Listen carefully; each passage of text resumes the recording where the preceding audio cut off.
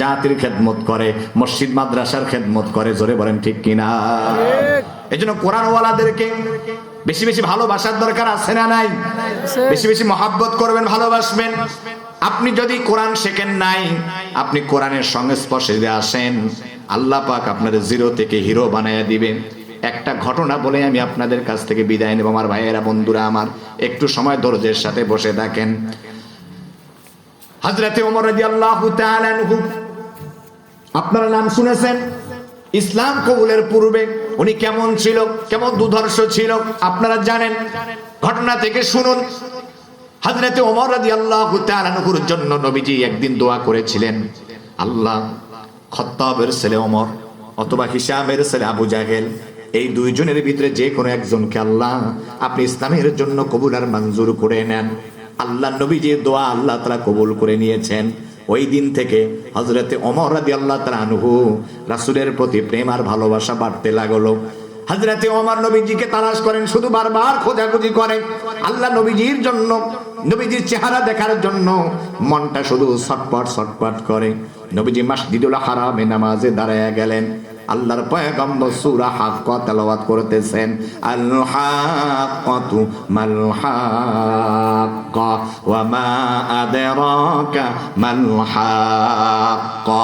নবীজি তেলাওয়াত করতেছেন, হযরতে ওমর পিছন থেকে তিনি বলতেছেন, কি সুন্দর মিলে মিলে মুহাম্মদ বলতেছে, মনে হয় মুহাম্মদ কবিতা বলে, মুহাম্মদ মনে হয় কবি হয়ে গেছে। কি হয়ে গেছে? কবি হয়ে গেছে। ওমর বলতেছেন আর নবীজি নামাজের ভিতরে তেলাওয়াত করতেছেন। ওমর যখন মনে মনে এই ধারণা করেছে, আল্লাহর পয়গম্বর নামাজের ভিতরে ওমরের জবাব দিতেছেন, ওয়া মা হুয়া বিকাউলি শাঈর কলিলাম মা তুমিনুন। আল্লাহ নবী জবাব দেয়, এই ওমর, এটা কোনো কবিতা নয়, এটা কোনো কবির কথা নয়। তোমরা অল্প কিছু সংখ্যক লোক ঈমান এনে থাকো, বিশ্বাস করে থাকো। ওমর রাদিয়াল্লাহু তাআলা আনহু কয়, কি রে নবীজি আমার কথা কেমনে বুঝলো? আমি তো শুনায়া বলি নাই, জোরে বলি নাই, আস্তে আস্তে বলেছি। এবার মনে হয় মুহাম্মদ মনে হয় গণক হয়ে গেছে। কি হয়ে গেছে ভাইয়েরা আমার? গণক হয়ে গেছে। আল্লাহ নবীজি নামাজের ভিতরে ওমরের আবার জবাব দিতেছেন, ওয়ালা বিকাউলি কাহিন কলিলাম মা তাযাক্কারুন। এটা কোনো গণকের কথা নয়, তোমরা অল্প কিছু লোক অনুধাবন করে থাকো। তাহলে কার কথা? আল্লাহ নবীজি ওমরকে জবাব দিতেছেন নামাজের ভিতরে, এই কথাগুলো তাহলে কার? আল্লাহ নবীজি বলেন, তানজিলুম মির রাব্বিল আলামিন। আল্লাহু আকবার। মহামান্বিত আল্লাহ পাকের পক্ষ থেকে হলো নাজিল করা হলো এই কোরআন। আল্লাহর পয়গম্বর নামাজের ভিতরে জবাব দিলেন। এবার হযরতে ওমর বাড়িতে চলে গেল। সকালবেলা কাফের বেঈমানেরা ঘোষণা করে দিল, এলান করে দিল, কেউ যদি মুহাম্মাদের কল্লা এনে দিতে পারো 100 উট পুরস্কৃত করা হবে। এবার ওমর আগের অবস্থায়, আগের হালতে চলে গেল। হাতের মাঝে নাঙ্গা তরবারি নিয়ে আল্লাহর পয়গম্বরের কল্লা আনার জন্য ওমর যাইতেছে। রাস্তার মাঝে একজনের সঙ্গে দেখা হয়ে গেল। লোকটা ডাক দেয়া বলে, ওমর কই যাও তুমি? মুহাম্মাদের কল্লা আনার জন্য যাই। লোকটা ডাক দেয়া বলে, ওমর আগে নিজের ঘর গিয়ে সামলাও। তোমার বাড়িতে যে তোমার বোন ফাতেমা আছে, বহু আগে কালেমা পড়ে মুসলমান হয়ে গিয়েছে। হযরতে ওমর এবার বাড়িতে গেলেন, দরজার সামনে দাঁড়ায় আছেন। দেখে বোন এবার কোরআন তেলাওয়াত করতেছেন, সূরা তাহা তেলাওয়াত করতেছেন। কিছুক্ষণ তেলাওয়াত শোনার পরে রাগ করে দরজার মাঝে আওয়াজ করলেন, দরজা খোল। দরজা খোলা হলো। ঢুকে দেখে হাতের মাঝে সূরা তাহার কপি দেখা যায়, কোরআনের কপি দেখা যায়। বলে, এটা কি? এত সময় এটা তেলাওয়াত করতেছিলে? রাগ করে বোনকে থাপ্পড় মেরেছে, রক্তাক্ত করেছে। বোনের চেহারা দেখে আহারে নিজের কাছে মায়া লেগেছে। বলে, দে তো দেখি এটার মধ্যে কি আছে। বলে, না, এটা তোমাকে দেওয়া যাবে না, এটা ধরতে গেলে পবিত্র হতে হবে, গোসল করতে হবে, তুমি নাপাক, গোসল করে আসো।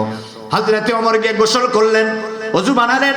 এবার বোনের কাছ থেকে এসে সূরা তাহার কপিটা নিয়ে পড়তেছেন, তাহা মা আনজালনা আলাইকাল কুরআনা লিতাশকা। কোরআনের নূর এবার সিনার ভিতরে ঢুকে গেল।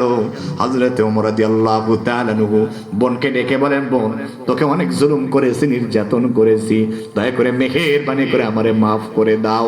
আল্লাহর পয়গম্বর কোথায়? নবীজির খোঁজে খোঁজে তিনি এবার সাফা পাহাড়ের পাদদেশে আল্লাহর পয়গম্বর মুসলিমদেরকে কোরআনের তালিম দিতেছিলেন। হযরতে হামজা রাদিয়াল্লাহু তাআলা আনহু দেখে ওমর রাদিয়াল্লাহু তাআলা নাঙ্গা তলোয়ার নিয়ে আসতেছেন। তিনি তখন নবীজিকে বললেন, মুহাম্মদ আমার ভাতিজা, তুমি এখান থেকে চলে যাও, ওমর আসতেছে তোমার কল্যাণ নেওয়ার জন্য। আল্লাহর পয়গম্বর ডেকে বলেন, চাচা যান, আমি নবী আপনি নবী না, আমি যা দেখি আপনি তা দেখতে পান না। আমি যে ওই দিন হযরতে ওমরের জন্য দোয়া করেছিলাম, আমার কাছে যেন মনে হইতেছে আজকে আমার আল্লাহ তাআলা সেই দোয়া কবুল আর মঞ্জুর করে নিয়েছে। হযরতে ওমর চলে আসলেন, আল্লাহর পয়গম্বরের হাত ধরলেন, হাতের মাঝে চুমু খেলেন। নবীজিকে ডাক, নবীজি আপনার কল্যাণ নেওয়ার জন্য এসেছিলাম, আমি এখন আপনার হাতে হাত রেখেছি, কালেমা পড়ে মুসলমান বানাইয়া দেন। লা ইলাহা ইল্লাল্লাহু মুহাম্মাদুর রাসূলুল্লাহ সাল্লাল্লাহু আলাইহি ওয়াসাল্লাম। আমার প্রিয় ভাইয়েরা আমার, হযরত ওমর রাদিয়াল্লাহু তাআলা নবীজিকে বললেন, নবীজি দিন ইসলাম কি সত্য নয়? বলে হ্যাঁ। আপনি নবী কি সত্য নন? বলে হ্যাঁ। আল্লাহ কি সত্য নয়? বলে হ্যাঁ। যদি সত্য হয় আজকে থেকে মক্কার জমিনে গোপনে কালেমার দাওয়াত দিবেন কেন? আজকে থেকে আপনি ওপেনে দাওয়াত দিবেন। সুবহানাল্লাহ। আল্লাহর পয়গম্বরের কাছে অনুমতি চাইলেন, নবীজি আপনি আমাদেরকে একটু মিছিল করার অনুমতি দেন। কি করার? মিছিল করার। জোরে কন্যা, কি করার? মিছিল করার অনুমতি দেন। আল্লাহর পয়গম্বর বলেন, তাহলে দাও মিছিল। উনি তখন 11 জন মুসলিমদেরকে নিয়ে দুইটা কাতার করলেন।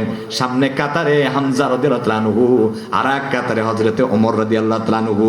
দুই পাশে দুইটা লাইন হইয়া শুরু করে দিয়েছে নারায়ে তাকবীর, আল্লাহু আকবার, নারায়ে তাকবীর, আল্লাহু আকবার। যখন তাকবীরে পুরা মক্কার জমিন মুখরিত হয়ে গিয়েছে, আবু জাহেল, উতবা, সাইবা, কাফের বেঈমানেরা ওরা বলে মক্কার মাটিতে কার এত বড় সাহস? আহারে কে তাকবীর দেয়, আল্লাহর নামে ধ্বনি দেয়? তিনি এবার আবু জাহেল, উতবা, সাইবা, কাফের বেঈমানেরা এবার বের হয়ে গেছেন। দেখে যে মিছিলের সামনে আর কেউ নয়, উনি হলো হযরতে ওমর রাদিয়াল্লাহু তাআলা আনহু। ওমরের চেহারা দেখিয়া আবু জাহেল একটা দিছে দৌড়। সুবহানাল্লাহ। হযরতে ওমর রাদিয়াল্লাহু তাআলা আনহু শান্তি মতো আল্লাহর নামের তাকবীর দিলেন, জয়ধ্বনি দিলেন।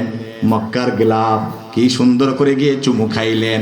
আমার প্রিয় ভাইয়েরা, শান্তি মতো মিছিল করে আল্লাহর পয়গম্বরের কাছে সবাই চলে আসলেন। যেদিন থেকে হযরতে ওমর মক্কার জমিনে কালেমা পড়েছে, সেই দিন থেকে আমার নবী ওপেনে দাওয়াত দেওয়ার সাহস পেয়েছেন। সুবহানাল্লাহ। কোরআন মানুষকে কিভাবে